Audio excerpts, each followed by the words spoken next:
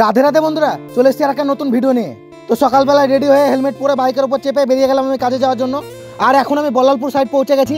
তো আজকেও এই সাইডে কোনো কাজ হচ্ছে না, কারণ আকাশের অবস্থা খুব খারাপ, সকালে বৃষ্টি হয়েছে, তার জন্য বাইকের উপর চেপে আমি বেরিয়ে গেলাম যেখানে হাউস কানেকশন রিপেয়ারিং হচ্ছে এই জায়গায় কাজ দেখতে। তো ওরা কাজ করুক, এখন আমি চলে যাবো জলের প্ল্যান্টে। আর আমি ফারাক্কা জলের প্ল্যান্টে এখন চলে এসেছি। আর এদিকে তোমরা দেখতেই পাচ্ছ ট্রাক্টরে পাথর লোড দিচ্ছে জেসিবিতে, যেখানে পাইপ লাইন ফেলার জন্য ঢালা হচ্ছে সেখানে নিয়ে যাওয়ার জন্য। আর আমি পাইপের উপর দাঁড়িয়ে দাঁড়িয়ে দেখছি। আর এইদিকে দেখো সব মেশিনপত্র রাখা আছে আমাদের প্ল্যান্টে, বৃষ্টির জন্য কোনো কাজ হচ্ছে না তাই। তারপরে এইদিকে জেসিবি চলে গেল ডাস্ট লোড দিতে, আর আমি পাইপের উপর থেকে নেমে যাচ্ছি জেসিবির পিছে পিছে। আর এইদিকে জেসিবি ট্রাক্টরে ডাস্ট লোড করতে শুরু করে দিয়েছে, বৃষ্টি হয়েছে তো সেই সব জায়গায় কাদা হয়ে গেছে, সেগুলোতে দেওয়ার জন্য ফাইনালি ডাস্ট লোড হয়ে গেছে। তো ট্রাক্টরটা চলে গেল লোড করে। আমি এখন প্ল্যান্টে চলে যাবো। দুপুরে পরে দেখছি ইটসোলিং এর কাজ চলছে রাস্তার ধারে ধারে। আমি বাইকের উপর থেকে বসে দেখে নিলাম ইটসোলিং এর কাজটা। তো আজকে ভিডিও এখানে শেষ করছি। ভিডিও ভালো লাগলে লাইক কমেন্ট শেয়ার করে দিও। দেখা হবে অন্য ভিডিওতে। টাটা।